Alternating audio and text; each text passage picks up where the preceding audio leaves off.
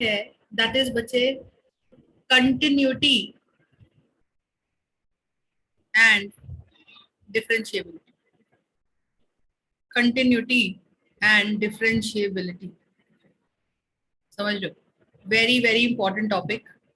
Very very important topic. ठीक है. आ रही आवाज ना मेरी लक्षिता? पेपर कैसा हुआ लक्षिता? अब आया चैट में. हाँ पेपर कैसा हुआ? मैम ठीक गया था. आता था कुछ? आता था कुछ लक्षिता? Yes ma'am.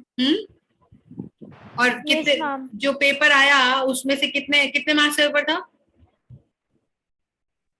80 मार्क्स का था. उसमें से कितने आने की उम्मीद है? मैम इतना तो नहीं पता. कंटिन्यूटी 50. डिफरेंशिएबिलिटी का कितना पोर्शन आया था बच्चे? हम 20 मार्क्स का आया था. कंटिन्यूटी डिफरेंशिएबिलिटी करके गई थी? Yes ma'am. और बाकी 60 नंबर का, तो 60 नंबर का तो मेरे ख्याल से हमने पूरा कर लिया था. 60 नंबर में से कितना करके आएंगे? इसमें से भी मैं करके ही आई हूँ. अच्छा. बट 60 नंबर में से कितना करके आइए? 60 नंबर का जो अपने को आता था वो कितना करके आइए? वो कर पाइए अटेम्प्ट वो? Yes ma'am. मैम 10 मार्क्स का थोड़ा सा इधर उधर हुआ था और तो आता था. चलो ठीक है. चलो तो when we are talking about continuity and differentiability, देखो it's a very very important topic. ध्यान से समझिएगा मैं क्या बोलने जा रही हूँ. देखो और इस चैप्टर को 11वीं में भी तुमने शायद पढ़ा है, और इस चैप्टर को 12वीं में समझने के लिए तुमको लिमिट्स का चैप्टर आना चाहिए. क्या लिमिट सबको निकालनी आती है? Trigonometrical limits, rationalisation, direct substitution, factorisation. क्या ये लिमिट्स का चैप्टर प्रिया को आता है? बोलो. नहीं आता ना? सुनो ध्यान सुनना मैं क्या. देखो कोई भी कर्व कंटिन्यूअस कब होता है? कोई भी कर्व बच्चे कंटिन्यूअस कब होता है? देखो, और आप ये चीज ध्यान रखो, अगर कोई कर्व कंटिन्यूअस है तभी वो डिफरेंशिएबल है. तभी वो डिफरेंशिएबल है. अगर कोई कर्व कंटिन्यूअस है तभी वो डिफरेंशिएबल है. ठीक है. अब क्या मतलब है इसका आप समझो. ऐसा है कि मान लो y is equal to x square, मैंने कोई कर्व लिया. तो तुमको पता है कि मैथ्स में हर चीज की कोई ना कोई इक्वेशन होती है. तो मैथ्स में अगर हर चीज की इक्वेशन होती है तो क्या ये ऐसा कुछ कर्व बनेगा पैराबोलिक टाइप का? बताओ. क्या ये ऐसा कोई कर्व बनेगा y is equal to x square? बोलेगा. तो मैंने क्या किया, मैंने कहा यार लेकिन कई बार ऐसा होता है कि हम कर्व प्लॉट करते करते मान लो हमें कोई पॉइंट्स नहीं मिले. तो मैंने कहा यार दिस इज द कर्व. लेकिन ये जो कर्व है ना, ये जो कर्व है, ये कर्व में ब्रेक आ गया. देखो ये ब्रेक आ गया. क्यों? कैसे ब्रेक आ गया? ब्रेक ऐसे आ गया कि मैम एक्स की वैल्यू 1 पे 1 है, एक्स की वैल्यू 1.1 पे भी आपको वैल्यू पता है, 1.2 पे भी वैल्यू पता है, 1.3 पे भी वैल्यू पता है, 1.4 पे भी वैल्यू पता है. ऐसा. Do you understand my point?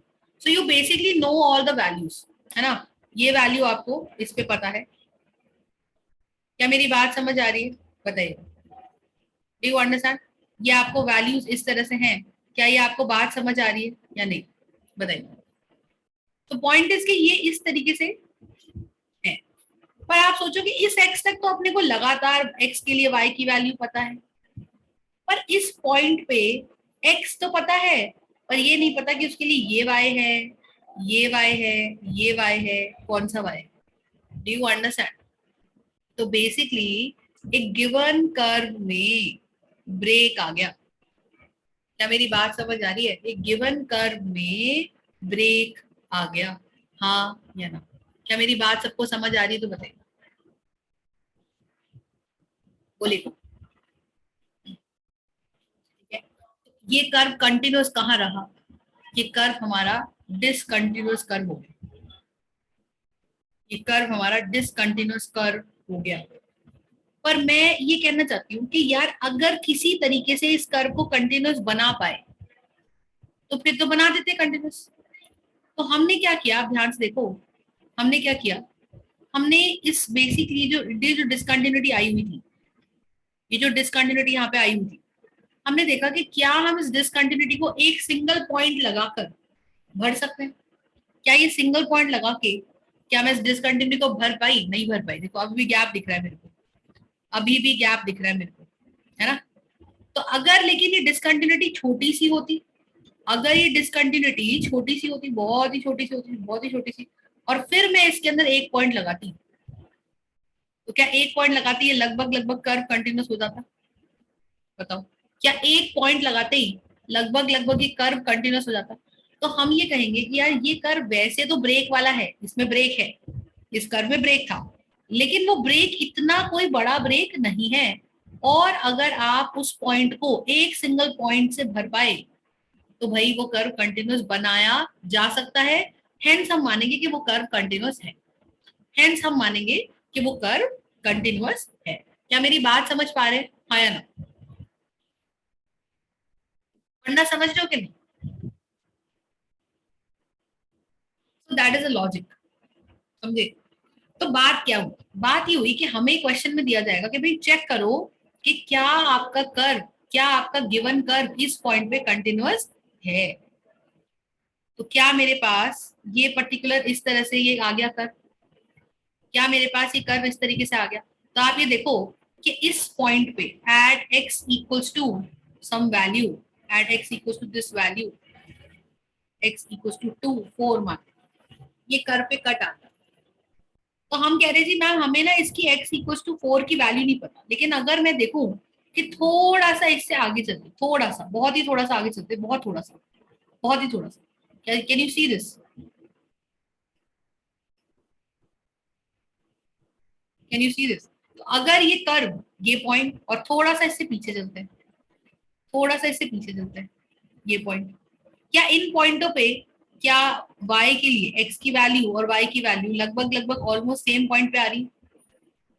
तो हम क्या बोलेंगे कि अगर value of y at x equals to a पर जो वैल्यू है, अगर वही value at x equals to a plus h पे है, h कौन? आगे वाला पॉइंट, a प्लस h, और वही value f a minus h पे है, तो हम कह देंगे कि जी कर्व कंटिन्यूस है। क्योंकि आप देखो मैं कहना क्या चाह रही हूँ, आप मेरी बात समझोगे कि अगर ये मेरे पास y है और ये x है और ये कर्व था जो कि डिसकंटिन्यूस था एक पॉइंट पे, तो अगर मैंने उसमें देखा कि भाई एट एक्स इक्वल्स टू यहाँ पर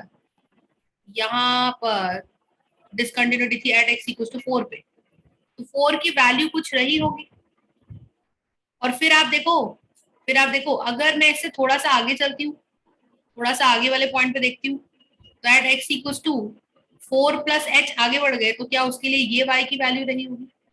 और क्या थोड़ा सा पीछे रह गए तो क्या उसके लिए ये y की वैल्यू रही होगी? तो आप ये देख सकते हो कि x पॉइंट पे, जिस पॉइंट पे डिसकंटिन्यूटी थी, जिस पॉइंट पे डिसकंटिन्यूटी थी उस पे तो मुझे y की वैल्यू ही नहीं पता थी, और उसके आगे वाले पे y की वैल्यू मिल रही थी और उसके पीछे वाले पे y की वैल्यू मिल रही थी।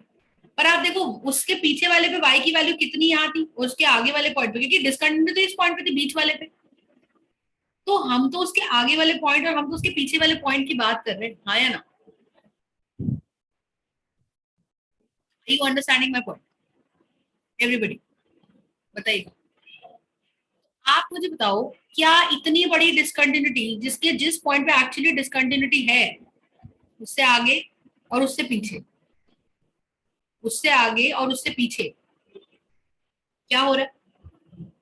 हमें अलग अलग y की वैल्यूज मिल रही है। ये वाली वैल्यू कब मिल रही है? ये वाली वैल्यू y की तब मिल रही है जब हमने x को a प्लस एच डाला, 4 प्लस एच। और ये वाली y की वैल्यू कब मिल रही है? जब हमने x को 4 माइनस एच डाला। h कौन है? h कोई नंबर है 0.0001, h कोई नंबर है 0.0001। समझ रहे हो? तो इतना छोटा नंबर थोड़ा सा आगे थोड़ा सा पीछे बढ़ाने पर भी मुझे, क्योंकि अगर y की अलग अलग वैल्यूज मिल रही हैं, इसका मतलब ये कर्व डिसकंटिन्यूअस है और इसे कंटिन्यूअस बनाया नहीं जा सकता। समझ रहे हो? लेकिन सोचो अगर ये डिसकंटिन्यूटी बहुत छोटी होती, this would have been very very small, तब क्या होता?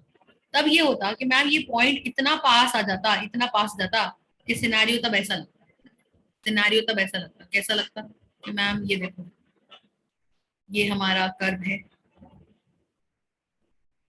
इसमें यहाँ डिसकंटिन्यूटी आई हुई है, और ये डिसकंटिन्यूटी इतनी छोटी है कि जो वैल्यू x की यहाँ है ये y पे, उसके आगे थोड़ा सा चल लो, उसके पीछे थोड़ा सा चल लो, आपको सेम वैल्यू लगभग लगभग मिल रही है। तो अगर मुझे सेम वैल्यू y की मिली, चाहे तुम x को a डालो, चाहे तुम x को a प्लस एच डालो, चाहे तुम x को a माइनस एच डालो, y is equal to x square में तुम्हें y की वैल्यू सेम मिलती है, तो तुम बोलोगे कि कर्व कंटिन्यूअस है, हाँ या ना, क्योंकि वो डिसकंटिन्यूटी इतनी छोटी है, it is as good as filling just a point.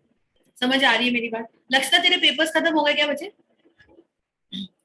इतनी मेरी बात क्लियर हो रही है एवरीबडी? बताइए। नहीं हुए अभी, बच रहे हैं? मैम फ्राइडे को लास्ट है।